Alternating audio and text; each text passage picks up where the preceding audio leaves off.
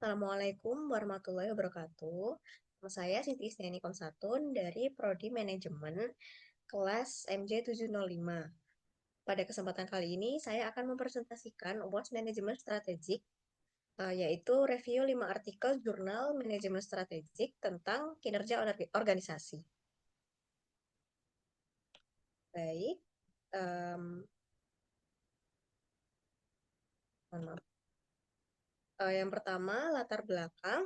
Di sini ada 5 artikel yang saya ambil. Yang pertama yaitu dari Farah Drajan tahun 2020 dengan judul Customer Information Resource Advantage and Business Performance. Latar belakangnya yaitu informasi pelanggan dan data pasar menjadi sumber utama keunggulan kompetitif perusahaan di era digital. Kemudian yang kedua, Ritala et al. Tahun 2021 dengan judul Digital Strategy Implementation, The Role of Individual Entrepreneurial Orientation and Relational Capital. Latar belakangnya, transformasi digital menuntut organisasi memiliki strategi digital dan inovasi untuk meningkatkan kinerja. Yang ketiga ada Al-Daheri et al. Tahun 2020, judul The Influence of Strategy Formulation on Organizational Operations. Latar belakangnya yaitu perumusan strategi yang jelas diperlukan untuk meningkatkan kinerja dan efektivitas organisasi. Yang keempat, ada Fauzi et al. Tahun 2020 dengan judul Adaptive Strategies of External Environmental Effects in Digital Entrepreneurship. Latar belakangnya yaitu perubahan teknologi dan lingkungan eksternal mempengaruhi strategi dan keberlangsungan bisnis. Dan yang terakhir ada Safitri et al. Tahun 2023 dengan judul Formulation of Business Strategy Using SWOT and QSPM. SWOT and QSPM. Latar belakangnya yaitu persaingan bisnis yang ketat menuntut perusahaan merumuskan strategi yang tepat dan adaptif.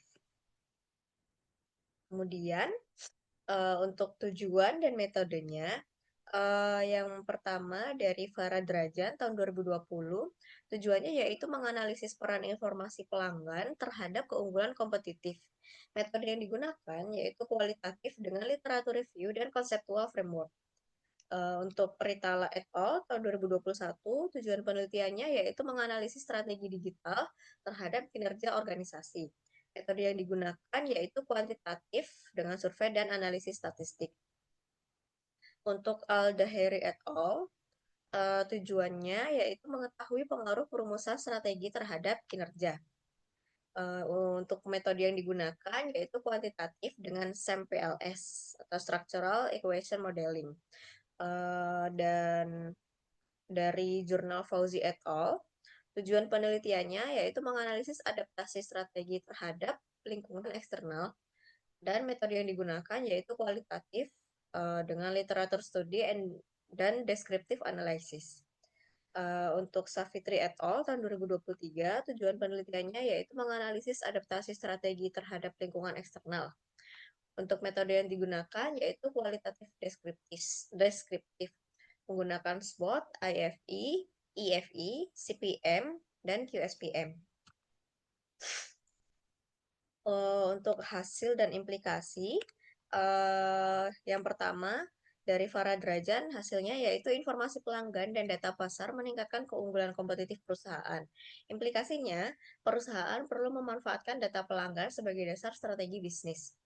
Kemudian untuk Ritala et al., hasilnya yaitu strategi digital dan inovasi karyawan meningkatkan kinerja organisasi. Implikasinya, organisasi harus adaptif terhadap transformasi digital dan inovasi.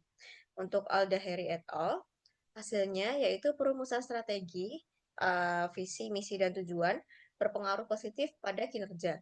Implikasinya, organisasi perlu merumuskan strategi yang jelas dan terarah. Untuk Fauzi et al., hasilnya adaptasi terhadap teknologi dan lingkungan eksternal penting bagi keberhasilan strategi. Implikasinya yaitu organisasi harus responsif terhadap perubahan teknologi dan lingkungan. Untuk Safitri et al., hasilnya analisis SWOT dan QSPM membantu menentukan strategi bisnis optimal. Implikasinya, perusahaan perlu melakukan analisis strategik dalam pengambilan keputusan.